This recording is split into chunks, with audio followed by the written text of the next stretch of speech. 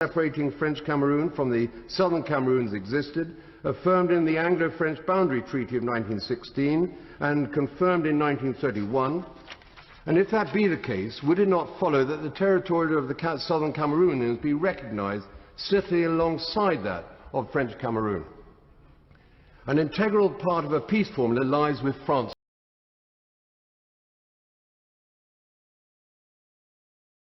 He'll be the president in 2019.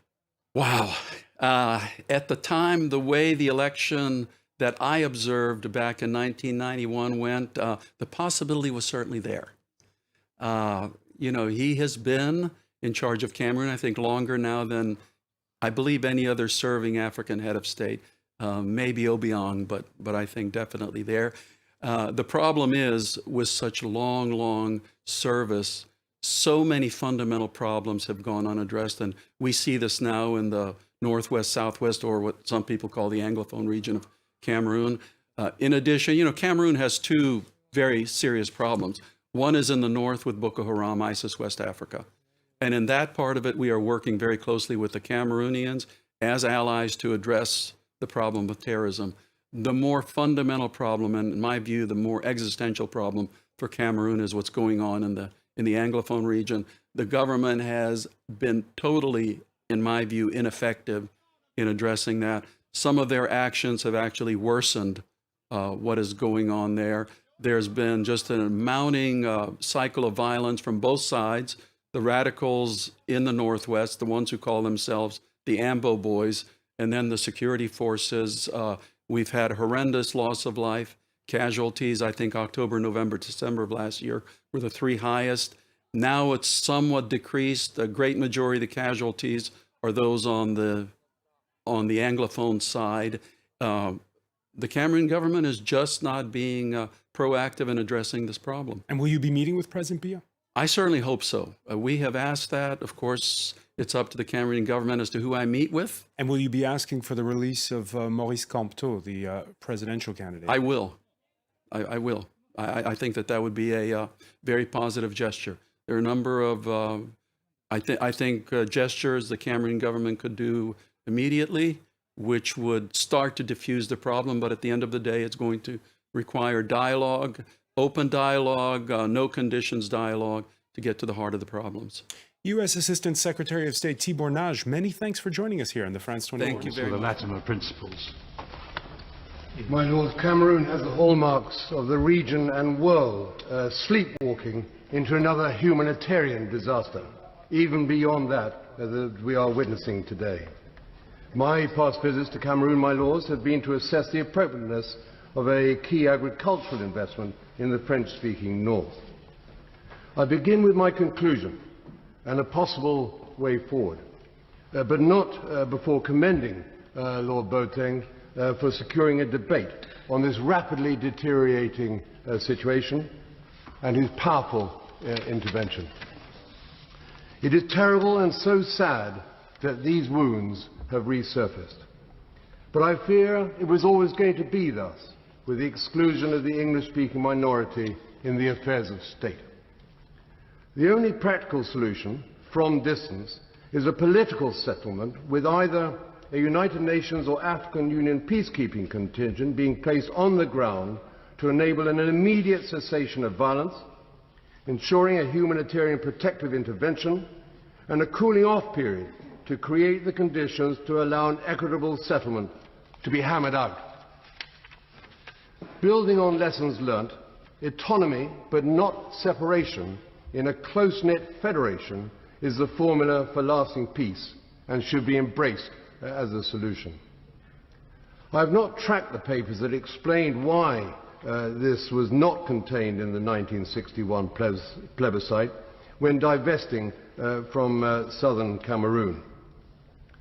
The Minister could usefully shed light into the thinking of the day and as to why not. Is the government satisfied that sufficient regard was paid to sensitivities, responsibilities and their consequences by our forebears? The Minister may wish to comment on the background of the 6th of November 2018 ruling in favour of the Foreign and Commonwealth Office regarding the legality of the original plebiscite, November the 6th this year, my lords. I do wonder if the right question was before the court. I will refer to the Cairo Declaration and the subsequent constitutive act of the African Union. What was always and still is envisaged as an acceptable solution to the English language-speaking people of Cameroon was a choice of a federation made up of two states with equal status. My lords, I'm not critical of London in isolation. The Quai d'Orsay possibly pressed what it considered to be an advantage by not containing this key option in restricting the alternatives to a choice between Nigeria or French Cameroon. Importantly, the 1964 Cairo Declaration on African Borders, reaffirmed in Article 4B of the Constitutive Act of the African Union, however, and signed off by the President of Cameroon, makes clear that demarcation of the territory of each African state is recognized as being such on the date of its independence. Does the United Kingdom government accept this to be the case, or not? Has there been subsequent declarations that nullify these issues on borders? If not, it would follow that French Cameroon and Ambazonia are both able to assert territorial integrity. At no time before or after its independence from France was the Southern Cameroons part of that country known by its French name and style as La Republique du Cameroun. A solution would be a close-knit federation made up of two entities and thus ensuring no parting of the ways. The question of the legitimacy of territorial integrity superseding that of self-determination would not be relevant in this instance. An international boundary separating French Cameroon from the Southern Cameroons existed, affirmed in the Anglo-French Boundary Treaty of 1916 and confirmed in 1931. And if that be the case, would it not follow that the territory of the Southern Cameroonians be recognized sitting alongside that of French Cameroon? An integral part of a peace formula lies with France.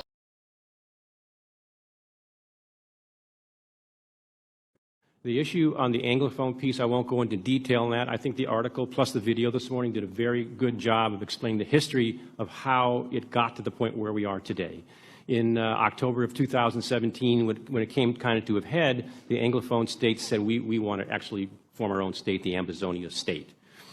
There have been issues there with atrocities, issues with allegations of law of war issues, and this is something that it brings all this to a head. Over the last several months or so, the State Department has put on hold several security force assistance programs.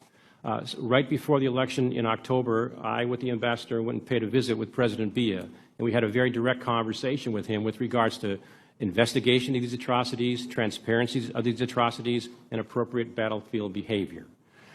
Since that time, the State Department has made a decision not to allocate significant money, but at the same time, they've released some money that's been on hold to things like Scan Eagle and Cessna aircraft that assist in the Boko Haram fight in the north. We still have programs that we continue with them, all kind of small engagements as well as exercises. We did have we talked about the state partnership program with Nebraska. We put that on hold, and in conjunction with the ambassador, AFRICOM, we decided not to pursue that because it wouldn't have been a good place for that particular group to be, so we put a halt to that. So the bottom line is right now in Cameroon, they have been a good partner with us counterterrorism-wise, but you can't neglect the fact that they have there are alleged atrocities and what's going on there. And so we continue to take our cues from the State Department and from the ambassador, and our level of engagement will continue, but not get out ahead of what the State Department would say is if we have to take other actions. We were very emphatic with President Biya that the behavior of his troops, the lack of transparency, could have a significant impact on our ability to work with them. Great. 7,000 refugees from Cameroon registered with the UNHCR. Thousands more have been forced to flee their homes, and dozens of villages have been ethnically cleansed. According to the United Nations Office for the Coordination of Humanitarian Affairs and High Commissioner for Refugees, 437,000 from the Anglophone regions have been displaced, whilst the charity Protection Approaches says that 3.3 million are in need of humanitarian assistance. Amnesty reports that 450 to 500 civilians and 185 members of the security services have been killed. UNICEF estimates that 58 schools have been destroyed, 47 political leaders are being held without charge, and a recent Amnesty report refers to, and I quote, arbitrary arrests, torture, unlawful killings and the destruction of property. The Catholic Bishops' Conference has called it, quote, inhuman, blind, monstrous violence. And of the October election, Archbishop Samuel Cleda, the president of the Bishops' Conference, says, one has the impression election results are decided before voting takes place. My Lords, we can all share in these horrendous statistics, but what I want to do is this evening focus on what conclusions we can draw from the United Kingdom's dismal approach to this situation. More than ever, with Britain's potential departure from the European Union, we must seek to define our role in the world.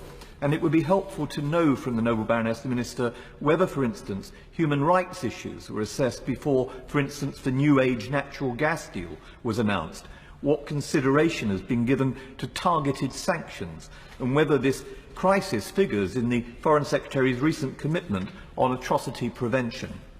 My Lords, the government mustn't suggest that this is a level playing field conflict in a civil war between equal sides. Too often in the past, in Bosnia, in Rwanda, in Darfur, the United Kingdom chose the path of moral equivalence, hinting that both sides are as bad as each other is the easy way out. In a previous generation, this was known as appeasement. Moral equivalence signals that we cannot be expected to pass judgment on which side is more to blame for the conflict. Instead, we issue the usual calls for a cessation of violence and a negotiated settlement, or we frame political conflicts as if they were natural disasters requiring aid, and we're very generous at sending aid rather than political solutions. At its worst, in Rwanda, Bosnia and Darfur, we have portrayed the persecution of unarmed civilians by repressive governments as a result of ancient ethnic hatreds, thereby dehumanising the victims and denying the legitimacy of the protesters who yearn for the rights that we take for granted. By citing ancient ethnic hatreds, we absolve ourselves of the obligation under international law to stop the killing. It's also disingenuous to defend our tepid response by claiming that the circumstances present us with a simple binary choice between wringing our hands in dismay or putting British boots on the ground. This is to ignore the potential for soft power available to the international community, be it concerted and sustained diplomatic pressure, carefully targeted sanctions, or international justice. The grievances fueling the violence in Cameroon did not erupt overnight. We had plenty of warning, but we chose not to listen to Cameroon's anglophone minority. Anglophones represent 20% of the population, but for years there was only one anglophone member of the 36-person cabinet in Yaoundé, just one example of their systematic marginalisation. My Lords, we shouldn't underestimate the influence we have, but it speaks volumes that we left it to the American ambassador to express his disapproval of the Cameroonian government's brutal response to peaceful protests. For decades, the Francophone government has ignored the pleas of moderate representatives of civil society, such as church leaders. Calls for a federal solution were ignored by President Biya, 36 years in power, fueling the calls for secession and thereby polarising opinion. Breaking point came when the Francophone government sought to impose French laws in the French language in Anglophone courts and sent Francophone teachers speaking French into English schools. They responded to peaceful protest with disproportionate force. The International Crisis Group reports that a government helicopter, for instance, hovered outside a church, shooting Anglophone worshippers as they emerged from Mass. Inevitably, disproportionate actions led to the current escalation. In the face of all this, my Lords, there is nothing admirable about being even-handed in the face of the suffering of the Anglophone community. The United Kingdom should support the Anglophone community's peaceful civil society leaders in seeking genuine and inclusive talks. We need a targeted strategy for atrocity prevention and, my lords, a commitment to bring to justice those responsible for human rights violations wherever they occur. My Lords, I too would like to thank my noble friend Lord Boateng for initiating this debate and too for his passionate introduction. I don't want to repeat his excellent background to the complex and contested decolonisation process that he referred to, but as my noble friend Lord McConnell highlighted, particularly since the federal arrangements were scrapped in '72, the English-speaking Cameroonians have complained bitterly that they are politically, economically and linguistically marginalised. And of course the current period of escalating violence and displacement goes back to when lawyers protested